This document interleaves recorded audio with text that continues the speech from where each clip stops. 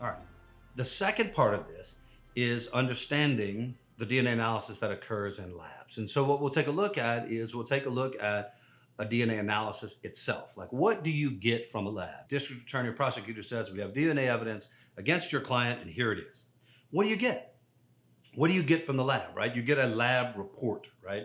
And so we'll go through that lab report together and we'll take a look at what it is on that lab report that's important, the component parts of that lab report, and frankly, what it is that you can extract from that report prior to getting any supplemental discovery, and why it is that you need to ask for a supplemental discovery in every single DNA case.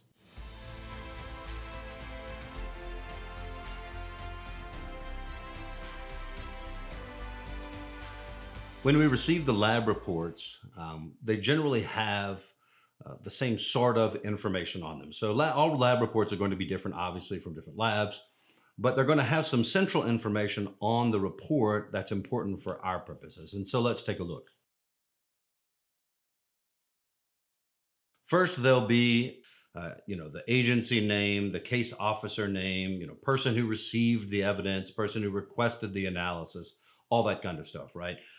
Generally followed by the suspect's name or the unknown name, plus some known quantities, right? Who the victim is, if there's a victim. There'll be some information relative to who the persons are related to this DNA analysis.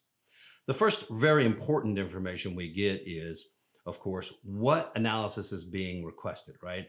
Is this an analysis of an unknown sample? Is this analysis of a known sample? Is this a sex assault kit where there's a victim and a perpetrator, a possible perpetrator?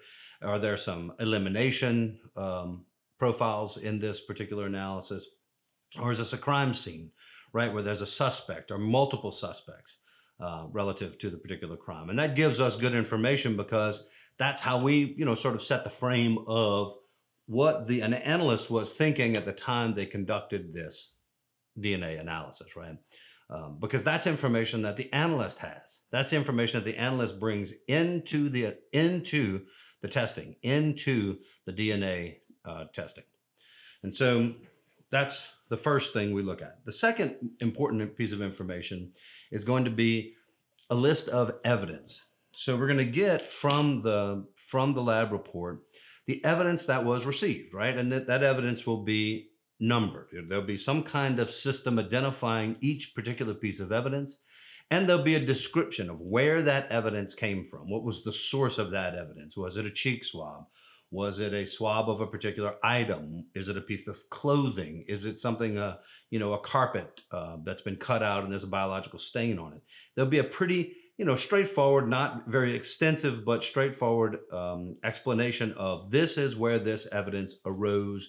This is the evidence that we've gathered, right? And that generally will be on the lab report, just a restatement of the submission by the officer. Generally, after that, there'll be what tests were conducted under what circumstances, what kits were used, what testing was done, if it was STR testing or YSTR testing or mitochondrial testing, what went on. A lot of times you'll also get in this section of a report, you'll get something having to do with presumptive tests relative to biological fluid, like the presence of blood or the presence of semen or the presence of prostate antigen or the presence of saliva if they do a saliva test. So there are a number of tests that the lab will conduct relative to biological fluid on a particular item of interest. And that information will generally come after the, sort of listing the evidence. It also comes with, the fusion kit was used, or the, identifier kit was used, or whatever kits were used, right? Or a Y identifier kit. Whatever kits were used will generally be in that space, along with a statement. A lot of times we'll get a statement that says something like, the testing was done per the lab's procedures and protocols, or per the lab's protocols and procedures, or per the FBI quality standards. There'll be some statement about the manner in which the testing was done in terms of what procedures they followed. This is very important to your inquiry because when we go to analyze the results of the testing, we do so in the framework of the procedures and protocols of the lab, right? And so in that way, we can take a look at the protocols and procedures in the lab and make sure that those protocols and procedures were followed in the manner in which they've been validated. And we'll talk about validation later in a later video. But every testing, every kind of testing that the lab use has to be internally validated. They have to show that when we conduct these tests in this manner, in this lab, we get reliable results. And we know that they're reliable results because we validated the testing in the lab, and we did so following these protocols and procedures. And so that's important to us, right? That's important to someone that comes in the backside and says, okay, now let me take a look at this testing. Is it reliable? Can we rely on the results? Did they follow their procedures and protocols? Did they follow them to the degree that they did so when they validated this testing in the first place? And can they report the results as being reliable based on that validation and those procedures and protocols? All right, the next thing we get, and this is different across labs.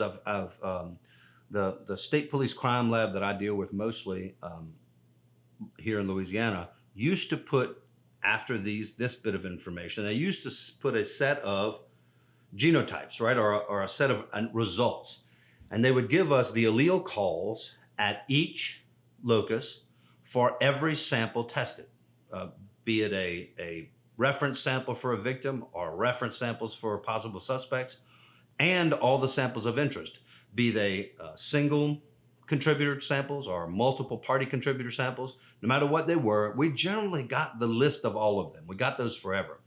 Interestingly enough, the State Police Crime Lab in Louisiana has stopped giving that information, which seems interesting, right? Withholding information from the DA, withholding information from the defense, not giving them pretty plainly, obvious information, and instead just kind of saying, well, we found that this matched this to this degree, and here's the statistical analysis. And so if you get a set of allele calls, if you get the genotype calls for each of these alleles, for each of these locus, that's great. If you don't, again, that's just all the more reason for supplemental discovery.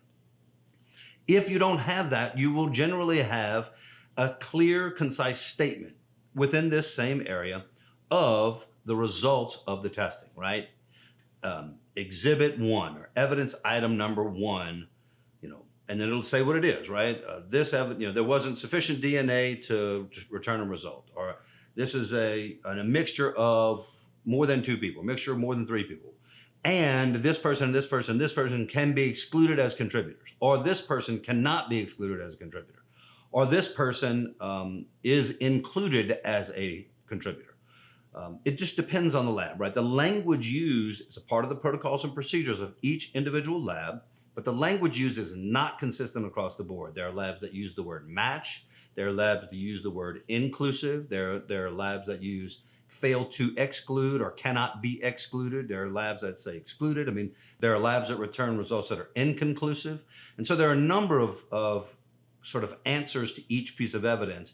And all of that is stated clearly in the protocols and procedures of the lab. Like, these are the possible results. These are the possible return results of the analysis of each piece of evidence.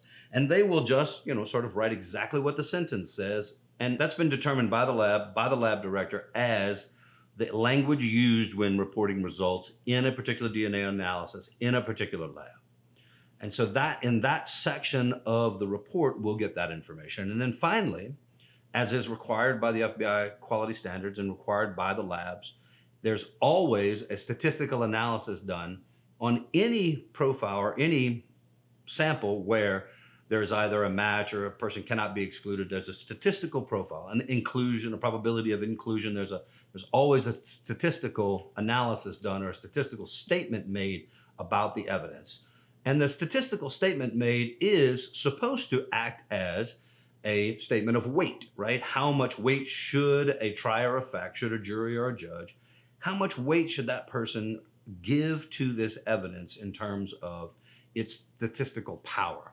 Now, we're going to talk about this a lot in another video, but probability mathematics in general are very difficult to understand. They don't make common sense because they're not commonsensical. They're nonsensical at times. And so we will delve deeply into statistics, how these statistics are reported, what they mean and what they don't mean. And frankly, we'll talk about what I think is a better way of talking about statistics in the future, as we go forward. And we'll talk about all that. But let's rewind a little bit. Let's reel it in a little, and let's talk a little more about each individual or specific part of the result of the analysis that we get from the state police or from the crime lab. So first, and I'll talk about this again, and I know I did previously, but when a report comes back and it says these matters or these unknown samples or these known samples, these exhibits have been analyzed per the protocol of the lab, that immediately should send off a flag in your head that says, I need those protocols. I need to see what the protocols are. I need to see how this testing was conducted. I need to examine the data, the actual data produced, and the manner of the testing, and then I need to compare that to the set of protocols to make sure that these protocols have been followed. Why is that the case? Validation is the case, right? So every testing kit that's out there, every chemistry, every set of chemistry that's used to analyze DNA by the different manufacturers of those chemistries, right?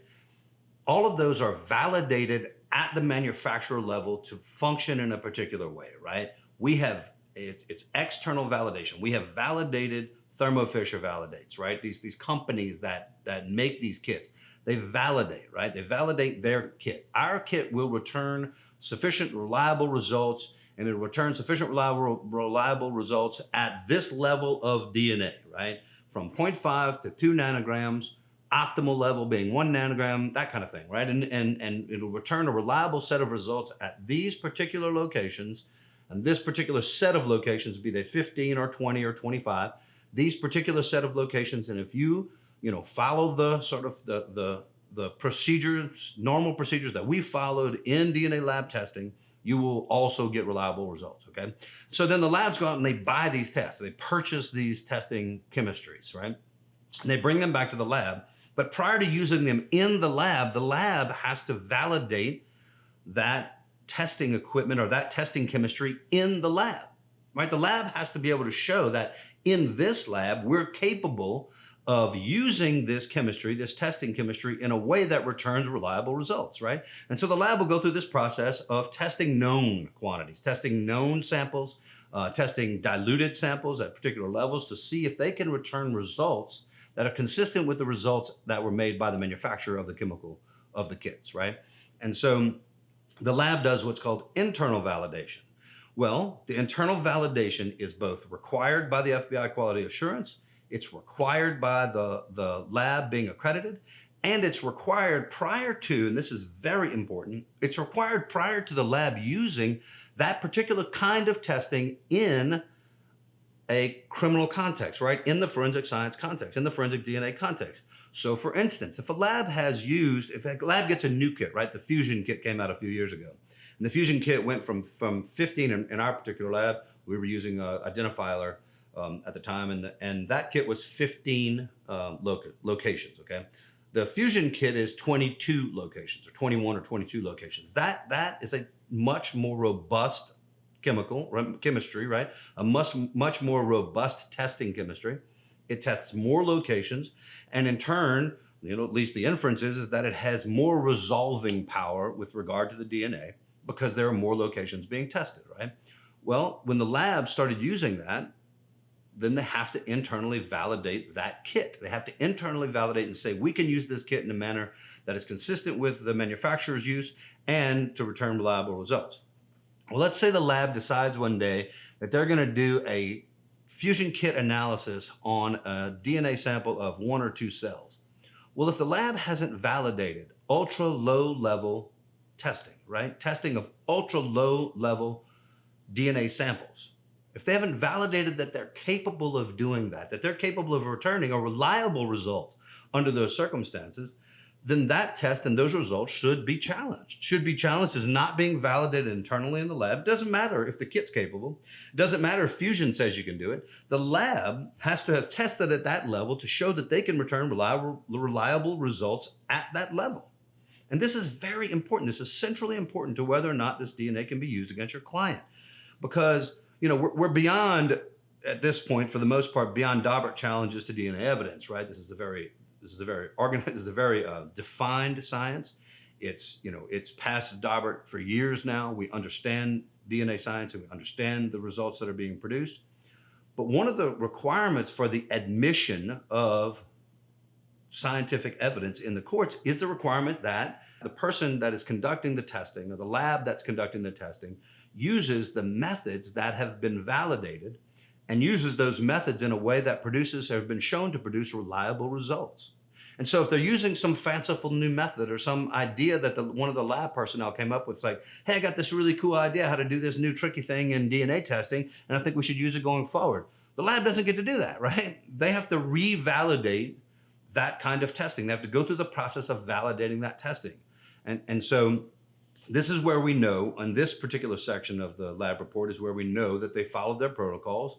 And when you go to cross-examine them on the validation, when you go to cross-examine them on whether they followed their protocols or not, this is where you take refuge, right? In the fact that, hey, you said that you used your protocols in this testing. Is that correct, right? And these are the protocols, right? I went to your lab and I pulled your protocols, and these are the current protocols. These are the protocols that were in place at the time you did the testing. Correct? Yes. Great. Now let's go through these protocols, right? Let's make sure you in fact did follow these protocols. And so when you do that, that's part of this process, right? That's this first part that was acknowledging, where the tester is acknowledging, yes, I use these protocols, and we can go to examine those protocols and make sure that we use them and gain some, power there, gain some interest there, at least in our cross-examination. We also know when they validate these kits internally, there's a validation study, right? There are studies relative to that kits. And so then they take those kits and they'll do mixture studies on the kits. They'll do low-level analysis in the kits. They'll do stutter analysis on the kits. The labs will validate those kits for all these different scenarios because they have to be able to cover all these scenarios in using these kits in this testing. The great thing about that is that we can pull those protocols and we can show the difficulty in this kit returning a result in a super low level sample, or the difficulty in this kit returning a result in a mixed sample of 3 or 4 or 5 people, and how difficult it is to resolve that kind of mixture using this kit. And so each kit has its own set of limitations. And so because each kit has its own set of limitations, knowing what kit the analyst is using is centrally important to measuring the reliability of the results. The next section is the results of the test, right? It's the result of testing. Exhibit 1, evidence item number 1 was tested, and the results show what? The results are inconclusive. It was tested and it's a single person profile, or it was tested and it's a mixture of at least this number of people, or it's a partial profile or mixture. And there's all this information, right? Every word gives us information about that profile. And that's all followed by, this person can be excluded, this person cannot be excluded, this person's been included, and see the statistical analysis that follows. Or this is too complex, this particular profile is too complex to return a result of any kind, right? And so, again, following their protocols, following the procedures, and this is where it gets really tight, right? This is where it gets really important to see the data, right? What was the data produced? Look at the data produced, look at how the analyst took the data produced and then made decisions based on the data on who can be excluded, who can't be excluded, what profiles are too complex to be tested, too complex to be analyzed or return a result, what are not, making sure that the analyst has been accurate about the number of possible contributors to a profile. This is very important, centrally important. Making sure that you understand how much DNA, the quantity of DNA that went into the testing, right? All of these questions start to arise about how do we figure out the results that were produced, right? And we're going to go through that in our next video. We're going to be very clear about that. We're going to cover a set of terms about testing, and we're going to talk about the testing process itself. But we're going to talk about that in the framework of returning these results. We're going to talk about that in the framework of the analyst making these definitive statements about the particular piece of evidence, right? About the number of contributors, about the kind of profile that it is, if it's partial or full, the kind and the conclusory statements about whether or not someone can be excluded from being a contributor to this profile, or whether someone can be included in the mixture, or all of these things, right? All of these different options. And we'll talk about each of those in our next video as we talk about the testing process itself and how it occurs in the lab. Next, and depending on your lab, is the STR results, right? It's the results of the testing. Now, some labs give you this information, some labs don't give you this information. There's not any uniformity to really any of this, to be frank. I've seen reports all across the board. Um, but a lot of labs will give you the set of allele calls in a particular profile. So it'll basically just give you the item of evidence number, the evidence item number, and then it'll give you at each location being tested, it'll give you the allele calls. It'll give you the numbers, and you'll see the numbers here. We'll talk about what these numbers mean in the next video. We'll talk about exactly where these numbers come from, how they're defined, and what they mean, and what it means to put them on this little list here, right? What it means to put them on and to frame them in this way, right?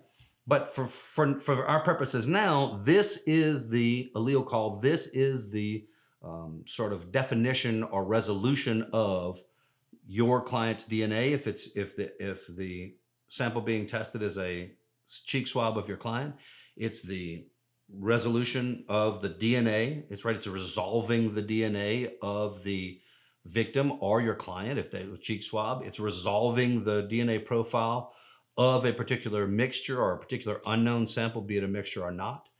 This is the sort of first step to the nuts and bolts of what the crime lab is producing and the manner in which they're saying that your client's involved or not involved, or a contributor or not a contributor to a particular profile, particular unknown profile as it was developed by the lab. The last part of examining what we get from the lab is the statistical analysis. Frankly, when I first got involved in DNA cases 9 years ago or so, the first DNA cases I saw, when I saw these kind of numbers that were used, billion, trillion, quintillion, septillion, 1 and 17, 20, 23, 27 zeros, I first thought this is just fantastically stupid, right? I mean, clearly this is more humans that have ever existed or will ever exist on the earth. And how can we possibly make an assertion about a particular DNA strand that's more rare than all the humans that will ever exist on the planet? And that just doesn't make any sense, right? That seems like a made up number. Now that really has to do with my sort of gross misunderstanding of probability mathematics and my attempting at least to put probability mathematics into the real world, right? Probability math is modeling math, right? These are mathematical models of a real world. By definition, mathematical models are wrong. In fact, all models are wrong, but some are useful, right? And some of these mathematical models are useful, but they're only useful if you understand what the implication is, right? And how the number is created. And so we'll talk about that. We'll talk about how the number is created. We'll talk about what the labs use. And importantly, in these reports, you need to make sure that the labs following their protocols. Again, we always go back to protocols and procedures, right? Make sure the lab's using the right statistical analysis, probability analysis, using it under the right circumstances, that the calculations are correct, that everything's what it's supposed to be, right, as it purports to be by the protocols and procedures. But also, you need to understand how to talk to juries about probability mathematics, how to challenge the probability math, how to challenge these fantastic claims, these fantastic numbers, massive numbers, and what it really means. And we'll talk about that in the future. We'll go a little more in depth, or a lot more in depth, on statistics and probability mathematics, and about what it means, what these numbers mean in general, and how to explain those to juries in ways that they make more sense, or that they have the proper weight and they don't look like just absolute truth.